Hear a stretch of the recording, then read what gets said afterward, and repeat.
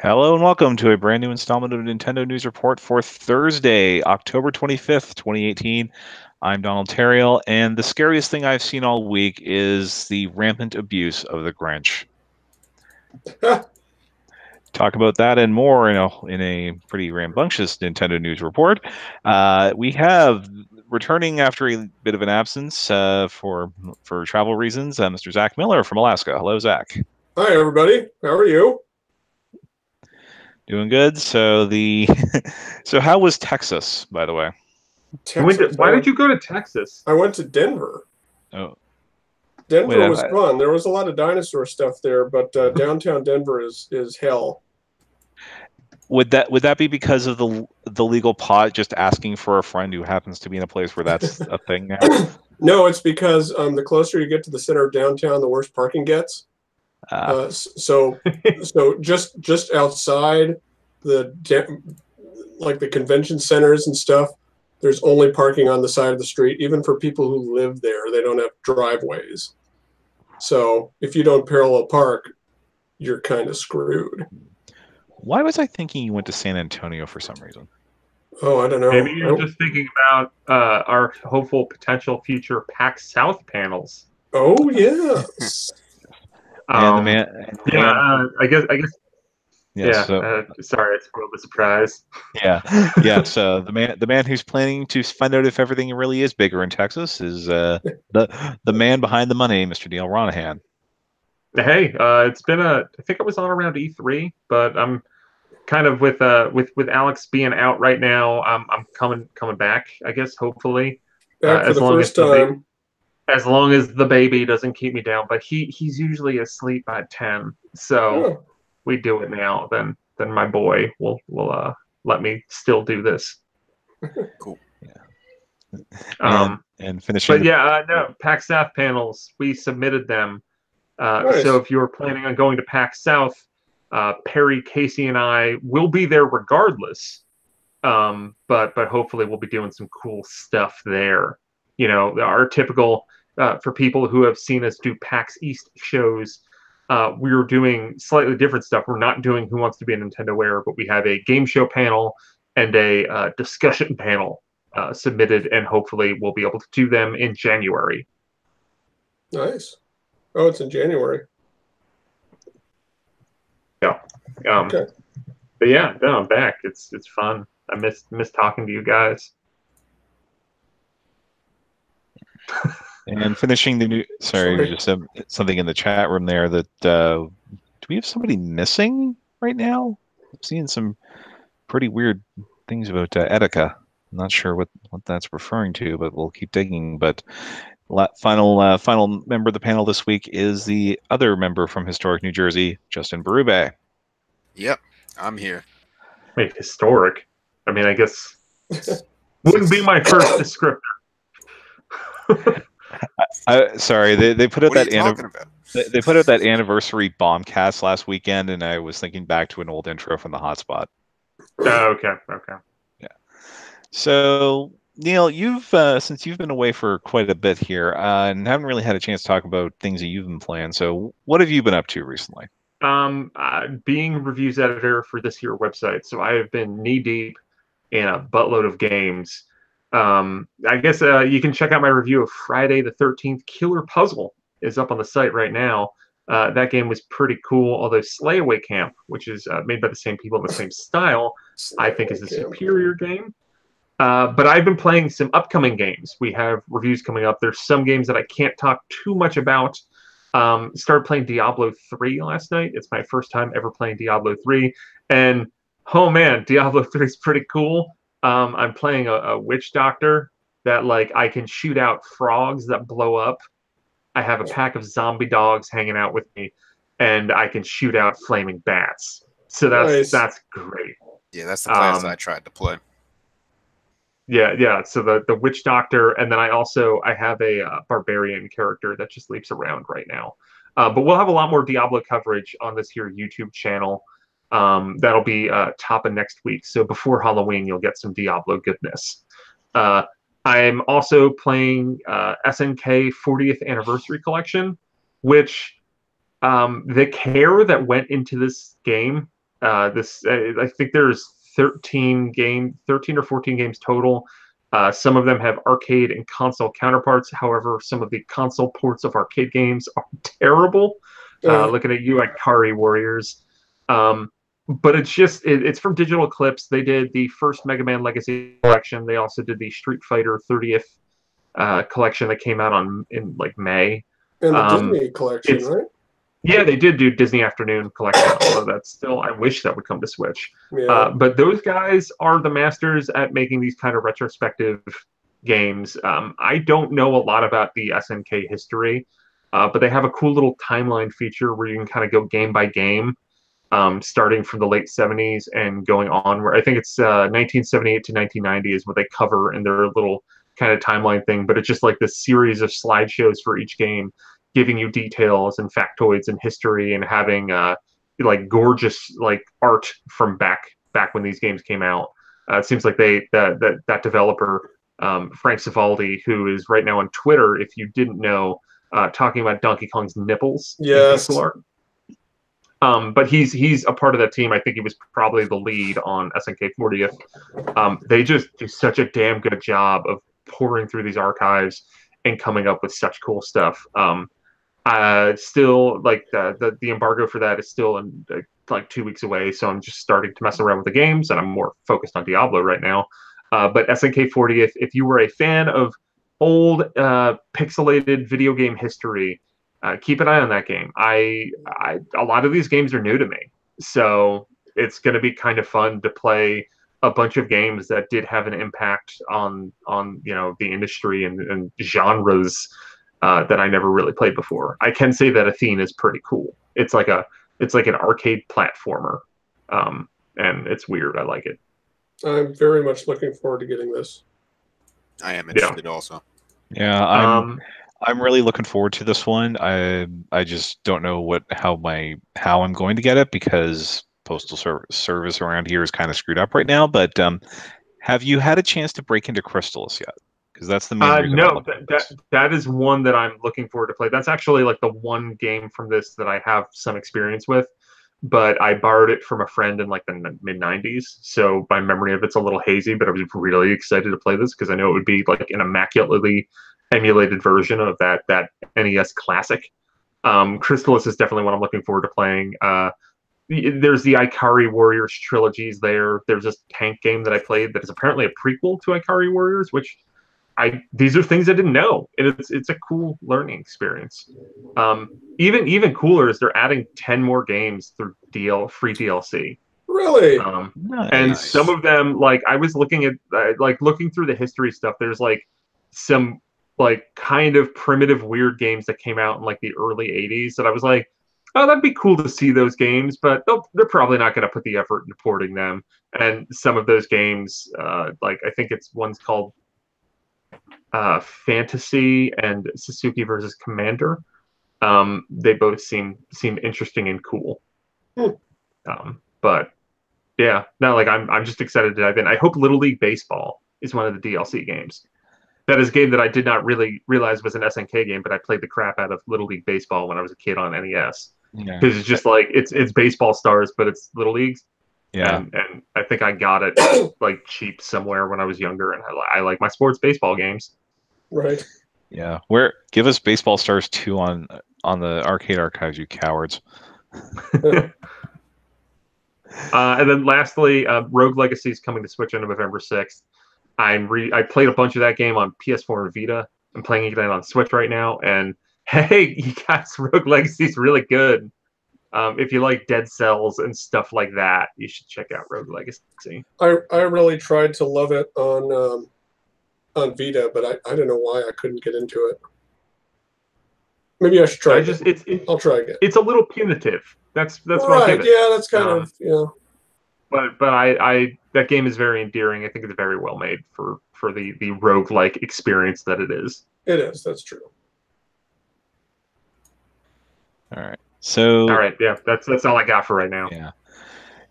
All right. So Zach, I see, because you haven't had a lot to review aside from pinball games as of late, but you said before the show that you were not sure if you wanted to finish a rather big Sony game.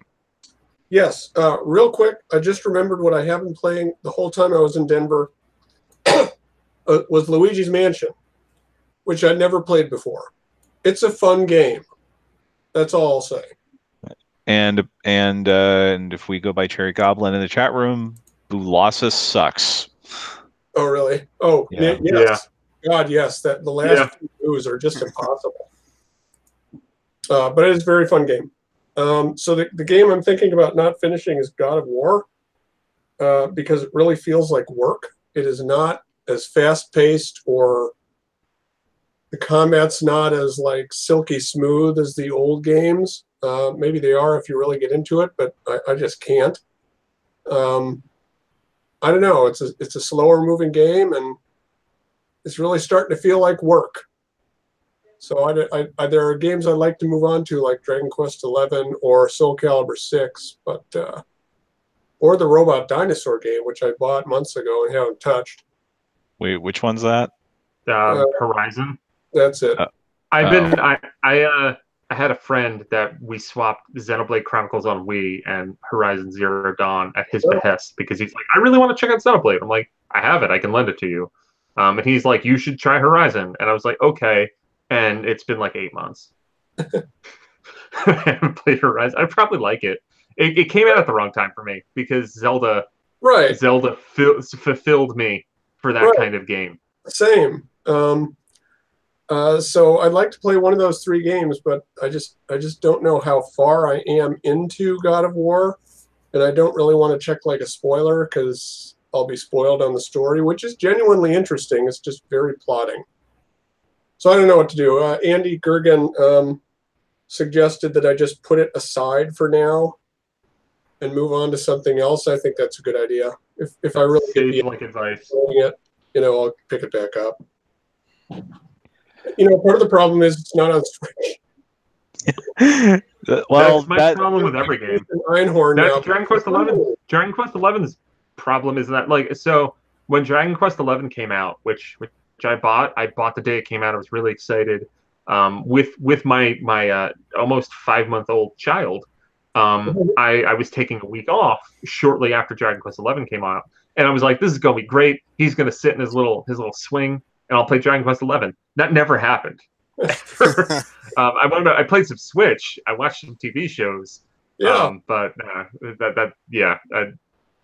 Switch was just more convenient for hanging out with my baby while he napped. I know. That's kind of why I'm leaning towards Soul Calibur 6, because you can just jump in there and do some challenges and feel like you made some progress. But like Dragon Quest 11, I know that's going to be like an 80-hour game like Dragon Quest 8 was. And, I'm about 5 hours into it. It's very good. I'm sure it is. I'm sure. Sit down and play PS4. Yeah, I'm sure it'll be perfect on Switch. I can't find out about the PS4 version though because I don't have a PS4 anymore. Oh. I mean, I probably should have waited for Switch. I learned that pretty quickly. Yeah. I just want to support the franchise. The Switch someday. Oh, maybe I'll just wait. Yeah. Yeah. So that's my problem. I'll put God of War away for a while and I don't know, try and get into Zero Dawn or Soul Calibur 6. The Soul Calibur 6 character creator looks insanely fun. Yeah. I saw someone made an apple with feet. I saw somebody made a Magikarp. I did see that too. I've seen every Fire Emblem character known to man. Yeah, that looks insanely fun. So, and the whole game looks like here's Soul Calibur 2, but with HD graphics. So I'm kind of no Link. And no Link, sure. You can make Link in the character creator. So yeah, too bad they won't have like the bombs and stuff. True. Yeah, SC2. So that's all. That's where I'm at. And Justin, I see you've been hanging out in space. Yeah, I've been playing Starlink, and I really don't know where to begin with this game. I have such weird mixed feelings on it at this point. I feel like I'm not very far in the game. Our director seemed to enjoy it. Yeah. Where are you in it? Because I've been playing that a little bit too, although it's on the back burner. I'm not very far. For reviews. Yeah. I don't even know. I'm still in like the first area. Okay, I unlocked the Star Fox side missions and then stopped when I got to the first one. Yeah, I did one of those, and I did like maybe one or two of those. I'm a little bit into that, but Is the game yes, worth it if you like? If the Star Fox stuff wasn't in there, would you guys care? Is it a good game without that? I was kind of interested in it before the Star Fox stuff. Yeah, I mean, me It seemed too. interesting. I think I wouldn't have bought it at launch if it weren't for the Star Fox stuff, but I think I still would have it. If you took away the Star Fox stuff and Raritan was still as positive as he was about the game, it would still be on my radar. Okay. It was a little more of a, well, I want to play this no matter what, because of the Star Fox stuff. But I think the game's really fun. I think the ideas of it, but I'm also not playing it physically. I splurged on getting the $80 digital deluxe version, which comes Me too. basically. Oh, it comes with Okay. Because I got so the regular version. I talked about this last week on the show, but just to fill you in, I got the regular version. First of all, it didn't have a game in it, so I had to get that fixed. And then anyway, like there's so many weird things about this game, and things that like the game does a terrible job of explaining to you. And one of the things is you can't mix digital and physical toys. So it's so bizarre that like if you're playing with the stand and everything, it's like, oh wait, the game also gave me digital stuff when you buy it physically. Get a few digital items. So you're like, how do I put these on my ship? And they're showing up as unlocked, but you can't put them on your ship because when you're playing physically, you have to actually attach the toys to the ship. That's frustrating. Did they make it clear that you can kind of like load in the parts and then play digitally? I didn't think so. I just kind of knew that.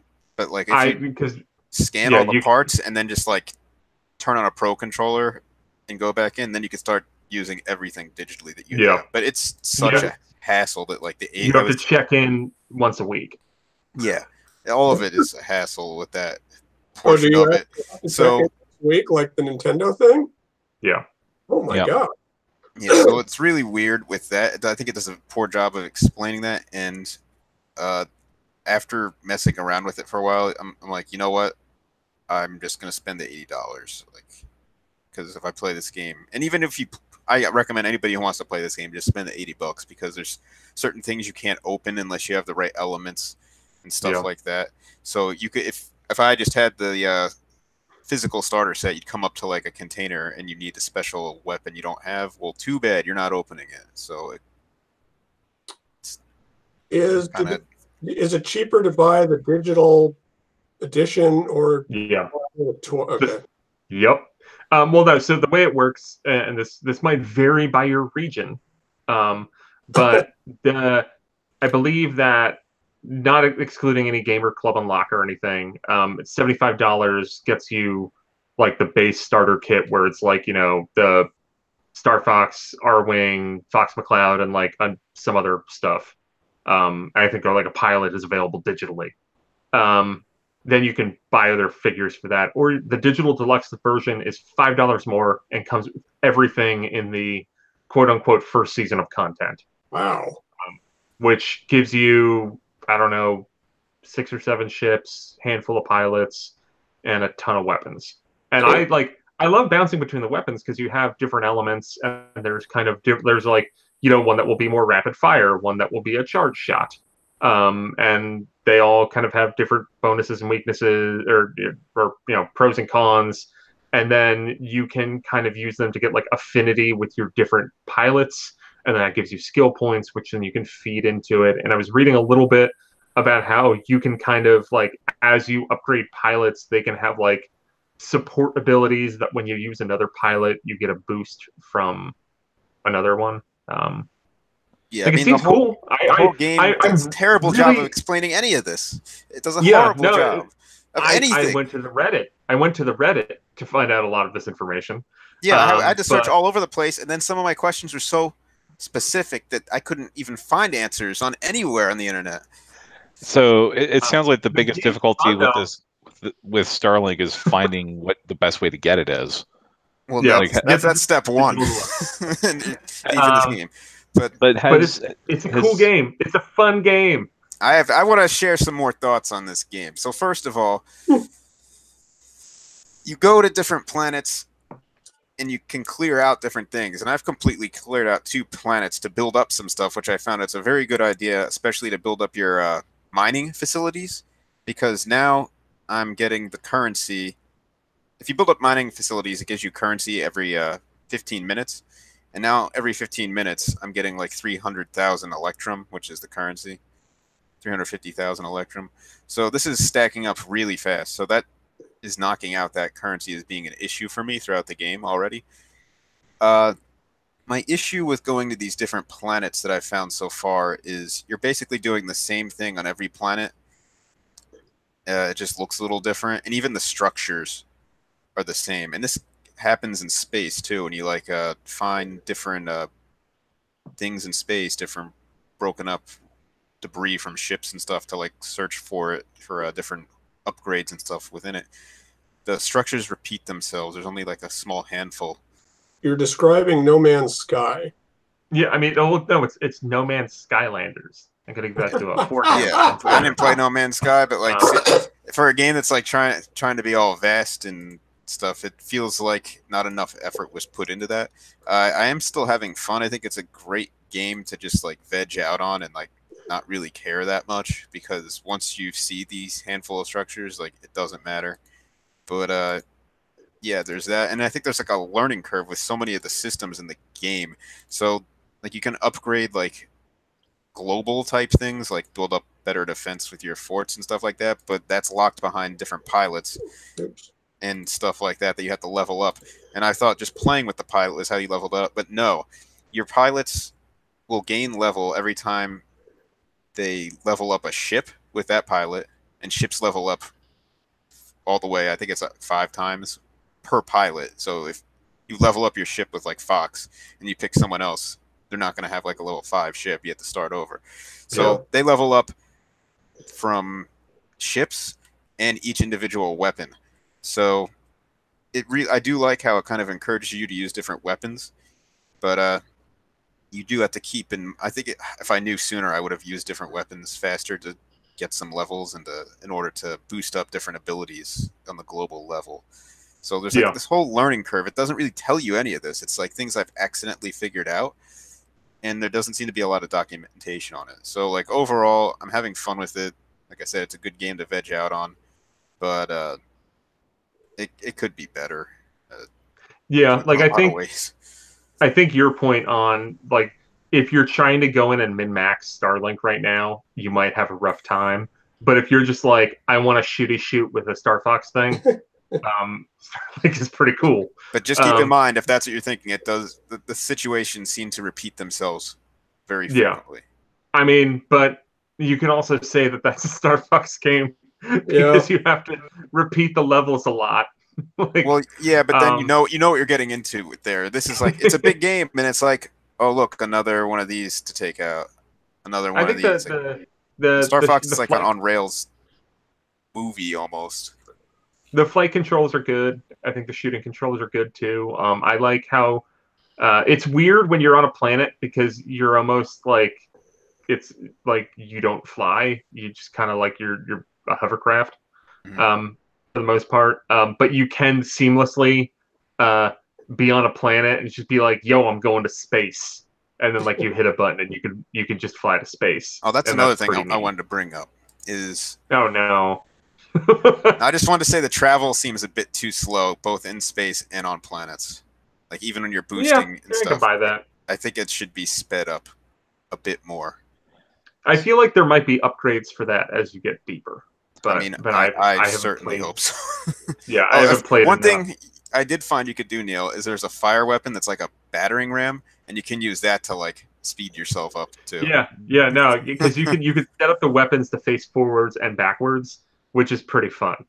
Because you can have it where you're basically just like driving in reverse and shooting behind you, or you can have like one weapon going in front of you and one behind you, depending on the situation.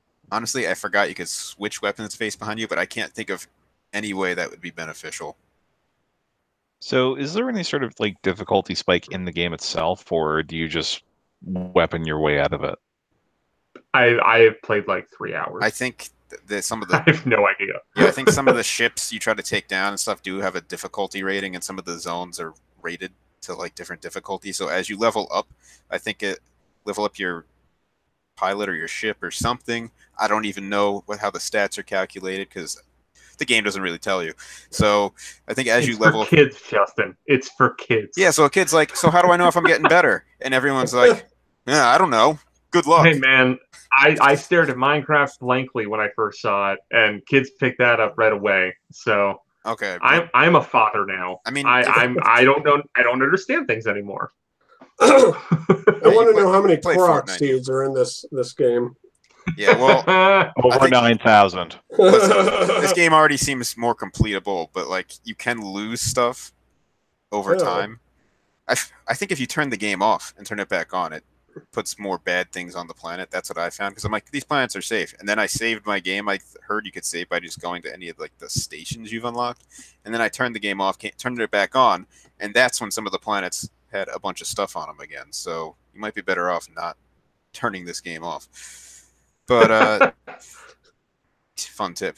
That the game doesn't explain that.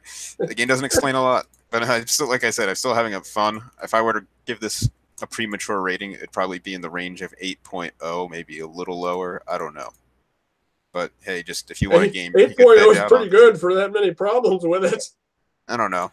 It might change. I'm pretty early in the game, but like I said, it's like a game you can really just sit there and not care too much, but still have a good time. So if you're like watching TV, like and don't forget, Zach, Justin gave Breath of the Wild a 7. So this is, you have to remember the scale. Right, that's true. Yeah. So that means Starlink is better than Breath of the Wild. I'm having more fun with it, yeah, because even with these problems, it's less tedious. Yeah. Yeah. Right. But I guess that's all I have to say. All right. So just a couple of brief things quickly for me, and then we'll move into the news. I put up my review on Tuesday night for Valkyria Chronicles. Yes, that story about my parents threatening to break my legs if I joined the military is true. Cool. And yeah, Valkyria Chronicles is a damn fine game. And way more bite-sized than 4 is. So if you're not too sure about the concept, I'd say you're probably best to grab the first one, and then if you like that, then go into 4. I have one Valkyria Chronicles figure, and I'm eyeing another one. There is some fine waifu in that game too. So. Yep. Yeah. Valkyria Chronicles 4 is very good. I played 1 back in the day, but I probably will get it on Switch. Yes. Yeah, and the other thing I've been playing is still a military strategy game of sorts, but it's it'll be talked about more next week because we will have some stuff that will probably be going up for the patrons first regarding a certain GBA game that's having its 15th anniversary next week. And I can tell you that Sarah is even more annoying in the original Fire Emblem than she is in Heroes, and that's saying a lot. So that'll be so let's jump to the news here, and I guess we can sort of keep on the Starlink front here because it hasn't come out in Japan yet as far as I can tell, but we did get sales figures out of Europe, and the Star Fox deal appears to be paying off as 82% of Starlink's opening week sales in the UK were the Switch version. Wow. And the rest of it pretty much evenly split between PS4 and Xbox One. So, yeah, I think Ubisoft is liking that, although they probably don't like the fact that I think Assassin's Creed Odyssey still outsold it in Starlink's debut week. My question is, with these great Starlink sales on Switch and maybe Fox driving that, do you think Nintendo might give them the Star Fox license to do their own version of Star Fox? So, I don't think Ubisoft would want to do that. I think Ubisoft would want to keep on having Starlink be their own franchise and use Nintendo characters in that. I actually think that Nintendo might be okay with giving Star Fox to Ubisoft, like them making the next Star Fox game. But I think that Ubisoft would rather pimp their own brand as opposed to take someone else's brand. Because if you notice, what Ubisoft has done with their Nintendo collaborations is it's Mario plus Rabbids. It is Mario with a Ubisoft character. Starlink is a brand new IP that just happens to have Star Fox in it, and it's boosting sales. And I would argue that Mario plus Rabbids probably sold a lot more because it had the Mario brand. But that game is a Ubisoft product. Whereas the minute you get into, Ubisoft is bringing out Star Fox Brawl. I don't know. Star Fox. What would be Star like Fox a generic 64 2. Star Fox Galaxy. It's Star Fox 4. Star Fox Odyssey. Yeah. Multiverse. Okay. So Star Fox, Ubisoft putting out Star Fox Odyssey, that would be a Nintendo game. I don't think Nintendo is going to let Ubisoft publish a Star Fox game, and immediately that becomes a less attractive proposition for Ubisoft. Ubisoft is a publisher first, developer second. Whatever they can tell you, whatever they want. I assume that like Yves Guillemot would probably be like, we like making games, and we're toy makers, or something like that. But Ubisoft is a publisher. They want to publish games. Making a Star Fox game with Nintendo would involve Nintendo being a publisher. Yeah, and I mean Ubisoft, they want as much multi-platform exposure as possible, which obviously that's not going to happen with Star Fox. Yeah. But I hope that I hope that Starlink keeps on getting Star Fox content. I would love to see, Slippy Peppy Falco give me Wolf. It seems like as long as Starlink doesn't totally tank, we're going to be seeing DLC for that game. Probably, maybe in the form of new Star Fox missions, and the ability to play as the Wolf and the Wolfen or something like that. Like that would be awesome. Yeah, and I hope that happens. At some point, does Peppy tell Fox that he's becoming more like his father? I haven't seen it yet, but judging like it's gonna happen in this game. I would be kind of upset if it doesn't. But the point that I got to in the game is now I'm kind of bombing around the world, waiting for like a night to do a lot of the Star Fox missions in a row because I haven't started the Star Fox missions, but I really want to. It seems like they ramp up in difficulty, so you may need to do like a mix. Okay. All right. Yeah.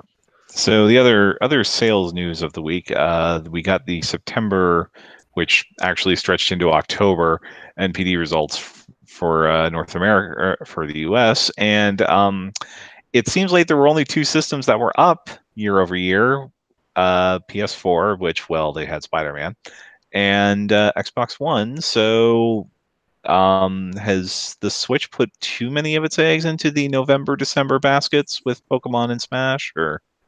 Yeah. Like it could work. I think maybe one of the last shows that I was on was me expressing this very concern, because I think that Nintendo's goal of getting to 20 million sales in this fiscal year, which goes from April to March 2019, their goal of 20 million sales, I don't know. I mean, we're going to find out next week because we got the quarterly reports are next week, so we'll know what they're at so far. But I think they are putting, like, if Pokemon Let's Go and Super Smash Bros. Ultimate do not soar, then I don't think they can make it to 20 million. I will say that I think New Super Mario Bros. U Deluxe as an early 2019 release might be shrewder and smarter than I thought, because if Smash Brothers and Pokemon falter a little bit, that they could be like 2D Mario, guys. Even though that didn't help the Wii U, but nothing could help the Wii U. Yeah. Also, they put out the same type. They put out a game in that series 3 months prior to the Wii U coming out on 3DS. Yeah, it's weird to think about how, like, I mean, we had New Super Mario Bros. 2 and New Super Mario Bros. U in the same year in 2012, and we were like, we're so tired of this. Since then, we've gotten Mario Maker and nothing else, and I'm kind of like, yo, they should make a new 2D Mario. You're forgetting, just shortly after New Super Mario Bros. U, it's like, Luigi! Yeah. So it's like another one, and like it's 6 months later or whatever. And that game's great. Like that New Super Mario Bros. U Deluxe. If you missed out on those games, you're missing out on two really good Mario platformers. So yeah, Same like with, I think New Super Mario Bros. 2. Yeah, I like New Super Mario Bros. 2 as well. But I do like. I'm not even because I'm just not sure. Donald, you're the newsman. What's the Switch at so far as we know? The last shipped number that we got from Nintendo, I believe it was around 20 million, but it wasn't over 20. So I'm assuming it'll pass the GameCube this quarter, like with the results we get on Tuesday. Well, no, I meant I guess for this fiscal year, because their goal from April 1st, 2018 to March 31st, 2019 is to sell 20 million systems in that year. And what are they at, like 3-4 million at best so far? Yeah, I think they're at about 2 or 3 actually. Yeah, and I mean that's the thing, is like the holiday is going to do well. Like they're in a good position to sell some dang Switches. I just think that 20 million is going to be tough to hit.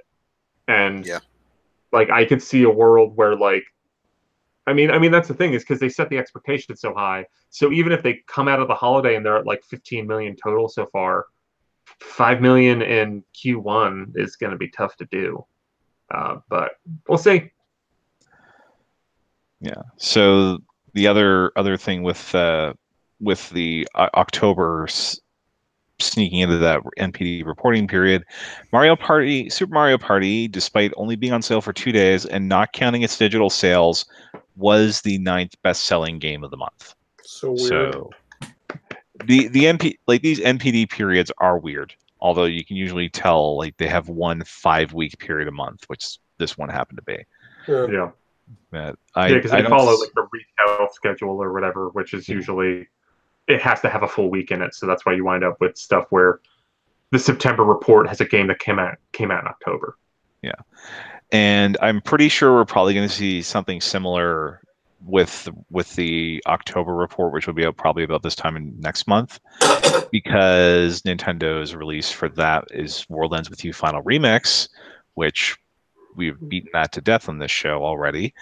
And there's a certain 100-hour work week horse game that's coming out in about an hour and a half that is going to be stampeding everything. Yeah. Super Mario Party, not that bad. Yeah, and I think honestly, what might be more interesting out of because we talked about Nintendo's got their quarterly results on Tuesday. I think the most interesting thing for me is going to be the mobile stuff. Like, they have not talked about, as pointed out in the chat room by Cherry Goblin again. They haven't talked about Mario Kart Tour at all, aside from saying it's coming this fiscal year. And I'd really like to know when I'm going to be able to download Dragalia Lost. Oh yeah, because that's still not worldwide. I wouldn't be surprised if Mario Kart Tour gets mentioned at the report next week, but I think that they are going to be focusing more on Dragalia Lost. I think the early reports on Dragalia Lost is that it's doing all right. I don't know, it's hard. I don't know the mobile market well enough to know like what's good, or the degree of good that things are. I know when things do bad, like how Super Mario Run still made good money, but it was disappointing in the mobile market. Dragalia Lost seems to be doing fine, and I think that if they're going to mention anything for any kind of marketing purposes next week, it's going to be more to do with Dragalia Lost, because I think if you mention Mario Kart right now, you'll hinder Dragalia Lost. I think that Mario Kart Tour is probably early 2019. Yeah. Although, I mean, we've seen before that they will shadow drop mobile games just as well. I mean, Animal Crossing came out. We get 2 weeks notice for these things. Yeah. Yeah, so, but I guess I don't think Mario Kart Tour is coming out in November. Yeah. That's my thing. Will it have Labo support? It should. That'd be awesome. Put your phone in here. We're getting like Switch rhythm game support is going to support the Labo piano. So at this point, anything can happen. Yeah, I think developers can support Labo. I mean, clearly they can, because Demo is going to support the piano. But I think that you could have a fishing game that uses the fishing rod, where there's a Bass Pro game, I think, that's out on Switch. Yeah, it came out this week. Yeah, it should support the Labo Bass Pro fishing game. For some reason, though, I don't think the publisher of that would care. Just Fun. Here's a guess. Does the publisher of the Bass Pro game know what Labo is? Let me go look up that publisher. 'Cause I'm pretty sure if it's the company like that I'm Mastiff? thinking of. No, it's not Mastiff. I think it was, oh, good. It's not Game Mill? top of the Game Mill. I would not trust those guys to know. I don't think they know what Labo is. Although it's Maybe developed we by can try. Yeah, it's developed by Saber Interactive though. Oh, really? For Oh, that's cool. Whatever that's worth. Yeah, Bass Pro Shops, the Strike Championship Edition. Yeah, I'll just pull it up here real quick. But yeah, aside from that, we'll get the updated Switch numbers. I think they got a decent enough bump from Fortnite that the numbers might look a little bit better than we're anticipating, but they are still going to need a huge November and December, and Pokemon may not deliver on that. Smash might. Who knows? Yeah, I mean, I have my doubts, but I think they can do it. I said this a lot when the Switch was getting ready to come out, that Nintendo had to kind of pitch a perfect marketing game, and they did with the Switch. That's like it.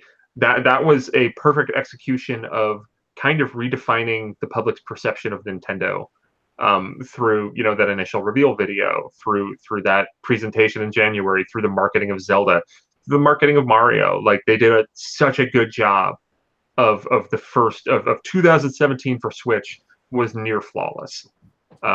It's been a little rocky in 2018, but Pokemon and Smash both have the potential to drive sales tremendously. I mean, we'll see. We're a few scant weeks away from Pokemon Let's Go coming out, and that'll be interesting to see the results of that. Yeah, and yeah, well, and I've heard plugs for Let's Go on of all podcasts, Mac Break Weekly, because they have some Pokemon Go fiends on there, and they've talked about probably picking that up. So it might be hitting markers that we don't even know about.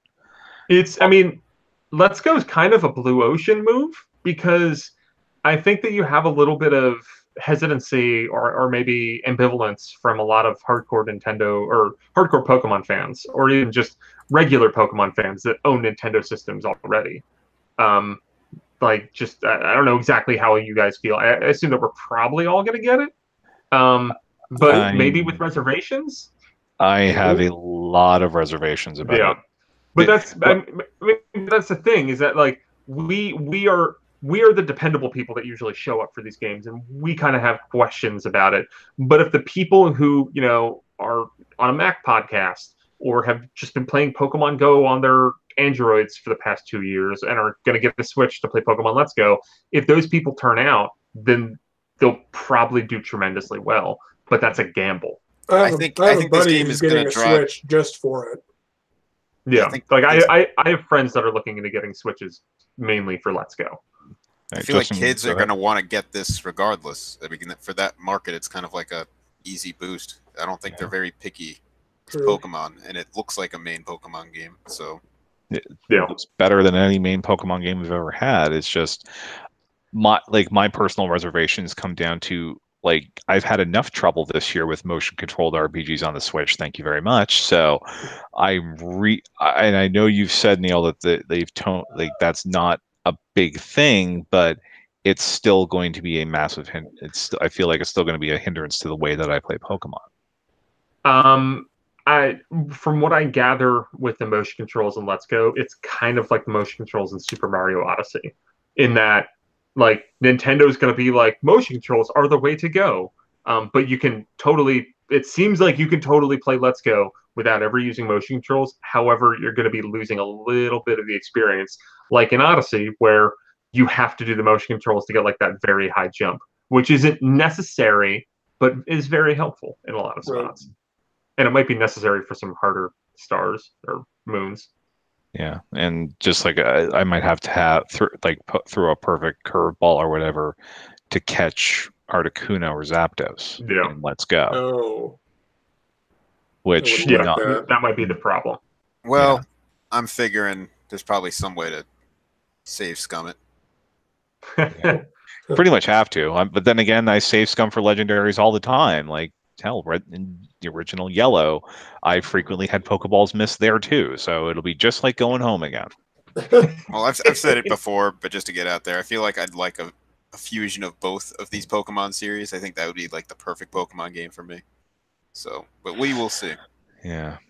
And I'm not dropping, like I said, like I've said on the show before, I ain't dropping $65 on the Pokeball Plus, whether or not. Yeah, right. Based on what I've played with it, I have some concerns about it. And I think I've said this before, but when the button in the stick is necessary, but I felt like every time I pressed the button in the stick, it kind of moved the stick a little bit, and would sometimes caused me to select the wrong option. Ooh.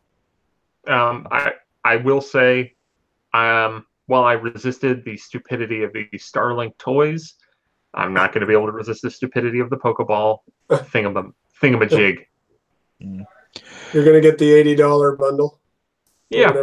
Yes, I am, Zach. Okay. Yes, all right. I am. Yeah, me too. I mean, with You let me 20% know off, how that Gamers is. Club unlocked. Yeah. Oh, You will be jealous of me as I carry around my Pokeball and shake it and a Pokemon screams. Will it be the new one though? Because they talked about Meltan, and turns out that Meltan is the first ever mythical Pokemon to be eligible for the Little Cup, because it has a way bigger form, Melmetal, revealed this week, and you will have to evolve it in Pokemon Go with 400 candy. What the hell? God. So I called this. We all called this on this show. Remember? Yeah. I think it was last week. It's devious and smart, but what the hell? Like, as somebody who has not played Pokemon Go and is still trying to find out if Gibbles are available in his area so that I can raid every gem of the Landshark, how long will it take me to get 400 candies of Meltan? So every Pokemon that you catch in the wild gives you 3 candy. Oh, If you transfer a Pokemon back, you get 1 candy. However, for example, right now, there is the thing going on where every Pokemon that you catch, you get double candy. So you get 6 candy. There are also berries that you can feed a Pokemon when you try to catch it, where you can double the candy again. So right now, if you were to be catching Meltans, it would take you, what's 400 divided by 13? A lot. That's about how many Meltan you would get. So that's at least 20 Meltan. Yeah. And that is with a bonus on top of a bonus. It's going to take a while. It's like, I mean, for example, Gyarados also requires 400 candy in Let's Go, or in Pokemon Go. There's a lot of Pokemon or a few. There's like random, like it feels like it's like they're like, oh, we should make this one harder to get. I mean, they did it with that bird. Yeah, that cloud bird thing. I don't remember its name. Altaria. Yeah. Oh my to get God, Altaria, you need 400 candy for that as well. Oh my God. Then again, I suppose if you need 400 candy also, for Gyarados, that does replicate the joys of taking a Magikarp from level 5. You also can walk with your Pokemon, make it your buddy Pokemon, and get candy that way. But I don't know how many. Is it like a big Pokewalker? Well, they just more or less. Yeah. Okay. You can put a Pokemon in it, and then like it'll light up, and if you shake it, it makes noise. And I believe you pick up items and stuff when you walk with it. Ooh. Yeah. Damn it. Now you're on board. Damn it. Although they give it to my son. Yeah. How many kids are going to break their TVs with their Pokemon? Do you know how much more I walked with that stupid Pokewalker? I walked miles and miles and miles. So there's like in addition to the wrist strap, a Nintendo staple since the Wii, there's also like a ring that you put on your ring finger for Pokemon Plus, it felt bizarre and weird. But it's so that it doesn't fly out of your hand. Hey, and looks like Niantic announced today that there will be you'll be actually be able to play the game in the background while you're walking. Yeah, no, that is next level. Like wow, that's probably one of the most needed things. Yeah, no, it is. I'm gonna hatch so many eggs now. Damn it, guys. Yeah. The real question is, will it stay running in the background? Because it probably won't. It'll probably close from my after 10 experience with the minutes. game, it's like, yeah, I'm walking with this thing, and how many times when I use the Pokemon Go Plus, and it's just like, Yeah, yeah, it'll I'm be like, walking, oh, and then it shuts off so crash. many times. Terrible. Yeah, like Pokemon Go is broken, but I still really love it.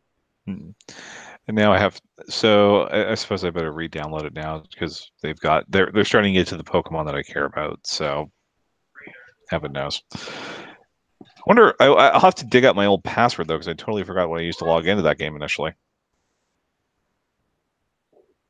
Anyway, so the final, not really a news story. Here we go. For those of you who are wondering, sometime earlier this week, there was an alleged leak of what would be coming to the last characters to come to Super Smash Bros. Ultimate, which was one of those 4chan specials with arrows going everywhere and random pictures of the Grinch for some reason. Which claimed that the likes of Shadow the Hedgehog, Banjo, Ken, and the Chorus Kids were coming to Smash Ultimate. As well as Isaac, there were 7. Oh, for God's sake! You know it's fake. Oh God! Thank you. There were 7. So there was Shadow, there was Ken, there was Banjo Kazooie, there was Isaac, there was Chorus Kids. Chorus Kids. God, I'm blanking on the last 2. Yeah. The last 3 you said. Gino. Yeah. So how is anyone believing this? It seems like a wish list. Yeah. Fun fact: one prominent internet message board took a poll on the subject, with over 4,000 votes, and about 2/3 of them were Team Real. Oh, for God's sake! If you want to play Isaac in a fighting game, go play Blade Strangers. So, because don't forget, there are 2 different Isaacs in play here. Are we talking Binding of Isaac, or are we talking Golden Sun? No, wait. There was one more character. There was one more character we forgot. Who? And this character is such a joke that I can't believe that people believe this. Mock Rider. Oh yeah. I believe it's Golden Sun Isaac. Okay, that makes a little more sense. Okay, well, I doubt the veracity of this leak, and I don't know how much I really want to get into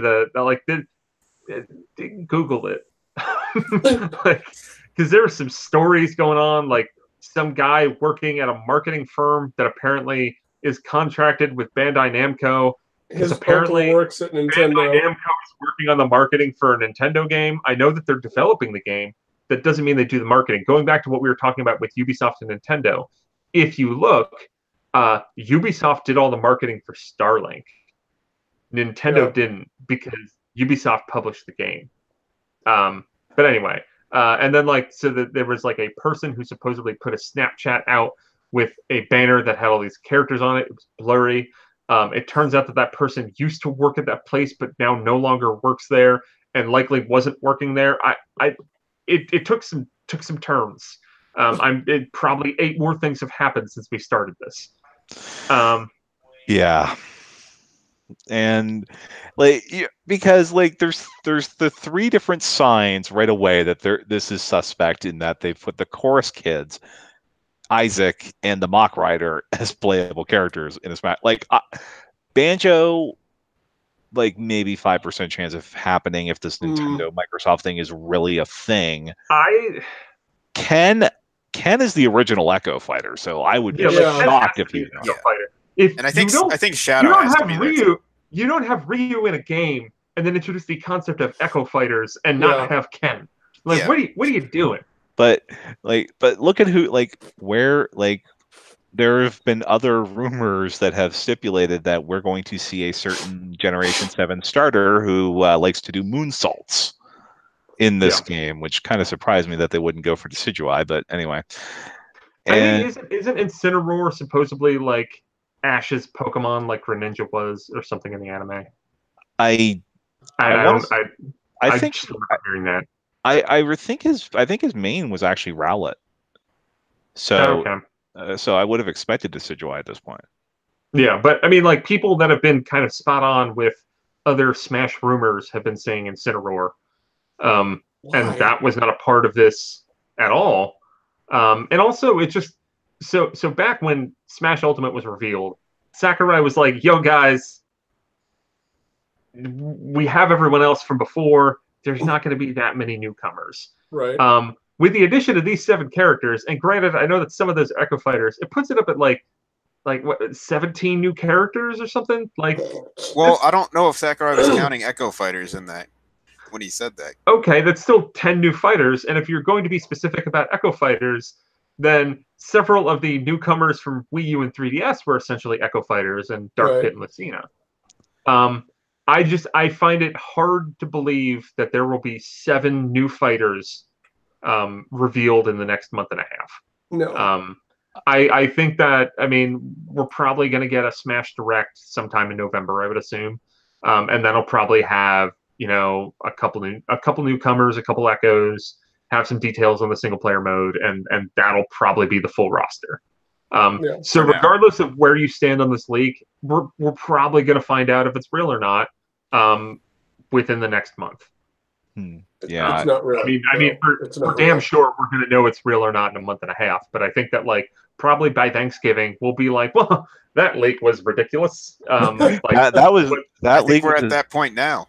Yeah, like that leak was about as bad as the Rayman leak. Remember that one? Oh, that was good. People believe that. I almost because that was that dude. That was that dude who kept on doing those Smashified things, right? Yeah. And he did a very realistic looking Rayman. Didn't Rayman end up being a trophy in Wii U 3DS? Or am I crazy? Yeah, I think it did. Yeah, he did. Okay. So one thing I do want to say about this leak is it made me wonder if Nintendo would have Banjo in this Smash Brothers just to try and like work out some deal on an actual N64 classic down the road. I mean, well, so I mean, Microsoft and Nintendo, like, Xbox Live is on Switch.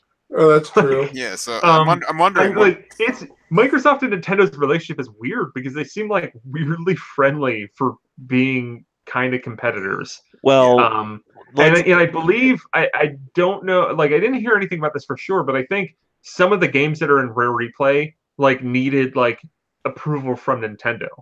So there might have been some quid pro quo. Yeah, like I don't know specifics about it, but I remember hearing about that when Rare Replay came out, that like Nintendo had to okay some things. So that means like they're clearly friendly. I would not be surprised. I mean, like, I'm at a point where I think I'd be shocked if there's not a Minecraft trophy in Smash Brothers Ultimate. Maybe all it is a trophy, but I would be kind of surprised if there's not a Minecraft trophy. Fortnite too. Yeah. Well, Fortnite might be a little too late in the game. I could see something stupid like when they do DLC where they're like, we added a Fortnite trophy as well. But we like Banjo again, and we added a Fortnite trophy. Banjo does not seem impossible, but I would kind of peg Banjo as unlikely. Yeah. But I would love to see Banjo-Kazooie in Smash Brothers. That seems great. Yeah. If we're talking Echo Fighters, I'm really surprised the leak didn't have Miss Pac-Man. Right? Yeah, why don't they have that? Or Celica. Yeah. I mean, we don't need any more Fire Emblem characters. No, we don't. But I mean, isn't Shadow an assist trophy anyway? Yeah. I don't think he's been confirmed in Ultimate. I'm just assuming everything from 4 is coming over. But there were some that were assist trophies that are now fighters, right? Yeah, Isabel. Oh, that's true. Wasn't Isabel one? Yeah, until we see a Shadow trophy, assist trophy, I will not. I mean, I will think that Shadow Echo Fighter is a possibility until that moment. Like I firmly believe we're going to see a new Pokemon for Smash Brothers Ultimate. It would be silly if Ken wasn't there. Maybe Shadow's there, and there's probably going to be a few other things that maybe we're not expecting. It'd be so cool if Gino was there. But he had a costume in the last game. Come on. Unless they gave us K. Rool. Unless one of the you talked about quid pro quo, if maybe there was a quid pro for the Final Fantasy games to come to Switch, although they ended up putting those on Xbox One too as well. So who knows? I would laugh and laugh forever if they're like, from Mario RPG coming to Smash, Mallow. Yes. Yeah. No, that would be funny. Yeah. They're like, and you've all been asking for it. The Super Nintendo classic RPG that blended Nintendo and Square Enix, Mallow. or it's like Booster is a Wario Echo. That would be good. I would like that. That works. I think Boshi's the best chance of getting a Mario RPG character. We could have we it's can have Yoshi. like He controls like Yoshi in every other way, except for he's got some red sunglasses on and some like. Doesn't he have like the spiked necklace too? I think it's the spiked wristbands, right? Yeah. Spiked wristband. We need to get Boshi's so punk. We need to get Bowsette in there too somehow. No, we don't. No, Absolutely do not. All right, guys. It was fun coming back for this one show. Zach mentioned Bowsette. I'm out. No, we're voting Zach off. Patreon.com/NWR, Nintendo NWR. That's it. We're out of here. I just want to play Smash Brothers with my friends. Can it just come out now? I don't care about this trauma about who's in it and who's not. There's like 70 bajillion characters. I'm gonna find some that I like. I don't really. It's not gonna bug me if like a character that I don't like is in it, because guess what? The odds of me playing against that character slim. Yes, true. Unless they are ridiculously OP like Bayonetta. Yeah. And that would rebalance every few weeks. I mean, the whole thing with Smash is if the character you want isn't in it, like you always have the DLC hope now, not like before where it's like, oh, because then you're gonna be waiting like another 10 years for like Little Mac to be in Smash Brothers, like we had to do, and it's just like, ugh. But yeah, now you can always sit there and be like, any day now, my character could just show up in a direct. Was Little Mac originally an assist trophy? Yeah, I think he was in Brawl. I don't remember. So, Sakurai has been pretty consistent with having an out there, like old Nintendo edition, because you had Game & Watch, you had Rob, you had Duck Hunt. Right. What possibly could be an out there retro edition to the crab from original Mario Brothers? Sidestepper, is that what they're called or something like that? Yeah. Did Excitebike get confirmed as a trophy? Excitebike. I don't know. I'd have to check. Because wasn't there an assist trophy for Excitebike before? Yeah, I think so. Yeah, there was. Okay. My whole thing, if that has not been shown, Excitebiker. My pick, but unfortunately, a bit version has been seen as an assist trophy, so it's probably not going to happen. Would be Mr. Jack from Sheriff, because I think that's the oldest Nintendo character. Right. Someone, Olaman Pikmar. That's a clever name. It's a Mock Rider as retro rep. The thing is that like Nintendo has basically been like, "Yo, Mock Rider, what's that? We don't remember." I would love for a new Mock Rider. I mean, they treated Star Tropics with more respect than Mock Rider. So like Mike Jones would be more of a realistic pick than Mock Rider. What about Stanley the Bugman from DK3? That'd be great. That would be funny. Donkey Kong Jr.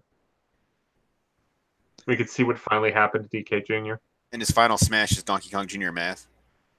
That would be good, actually. Is Dr. Kawashima still an assist trophy? Because they could so. because they could just repurpose those assets for the finals for the DK Junior Final Smash. Let's see if Excitebike is confirmed as an assist trophy. Claymation Mario from Nintendo Power first issue. That might be a little too out there for like Japan would have no idea what the reference is. I still want Ganon. I just want Pig Ganon. That's to me Pig Ganon seems like the biggest omission of characters that should be in Smash Brothers, but it isn't, you know? Yeah. Growing up, there was just Ganon for me, and up until 98. And even then, it's still like, well, Pig Ganon's like the main villain. And even after that, the games had more Pig Ganon than Ganondorf for a while. Then people just kind of forgot him. He's like the main villain of Zelda of my youth. So same. Why isn't he? I have like him and a Trident. More people got to get behind this idea, everybody. I'm just saying. Skull Kid would be cool.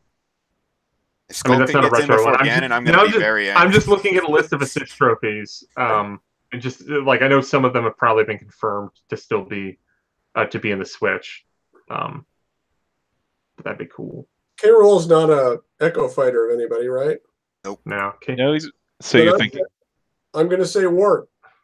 as an Echo Fighter of K. Rool? Huh? He's also got a crown. Well, I saw some people saying King Hippo might work. Who? King Hippo? No, if you really want to go get the old school Nintendo rep out of the way, Pizza Pasta. I feel like I'm offended now.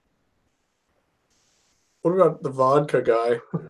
Vodka Drakinski. Oh, sorry, Soda Popinski. Yeah, we need to be PC. Right.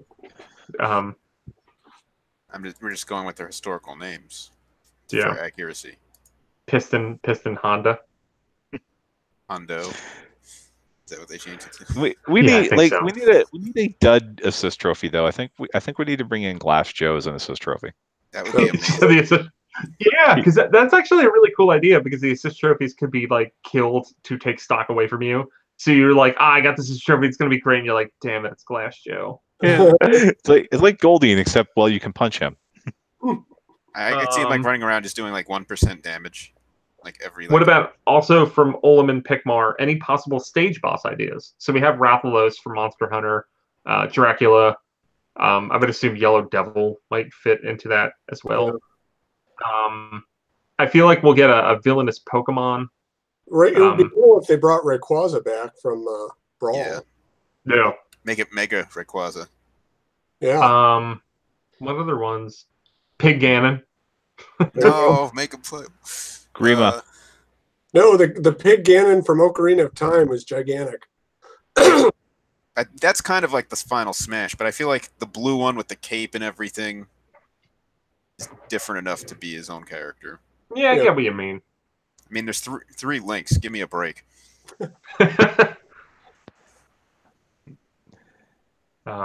Wait, is there? Link, Toon Link, and Young Link. Oh shit, you're right. Wow, that sucks. Mr. Dream should be a stage boss.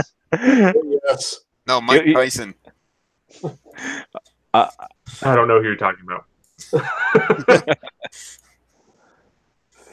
Or Super Macho Man. That whip around punch that he does all the time. That could do some real damage.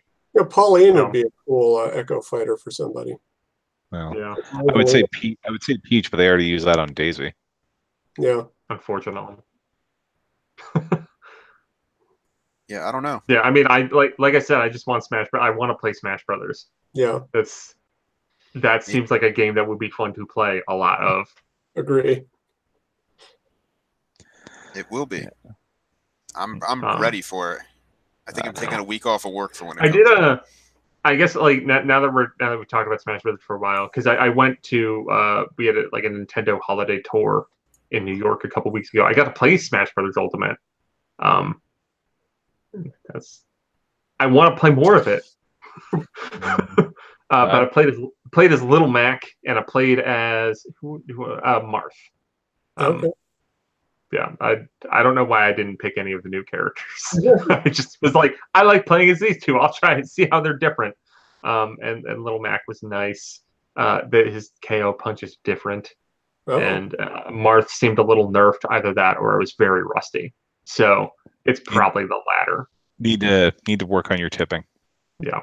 Well, it is a different game, and when I played demo months ago, like I will say, there's like new things you have to get used to.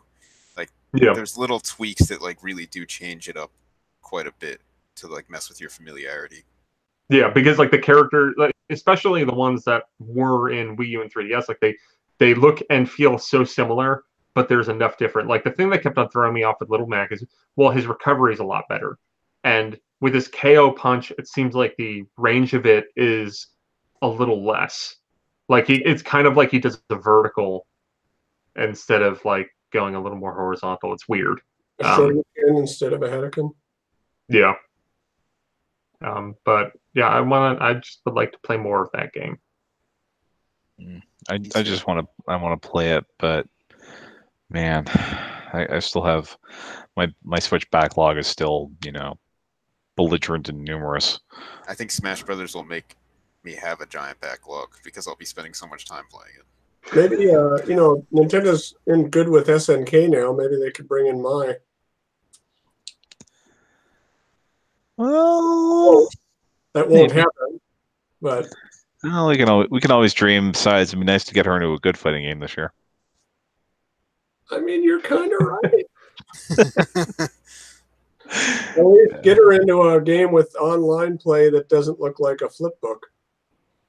Oh, poor SNK heroines. Yeah. Sad end. Since then, but I don't know, man. All right. Or we get some of the guys from Windjammers. Because that's out on sure. now. There you go. I need to play more of that. I bought it. Windjammers is cool. Our review, I think, is up now. Yeah, the full. Brian loved it. I saw that.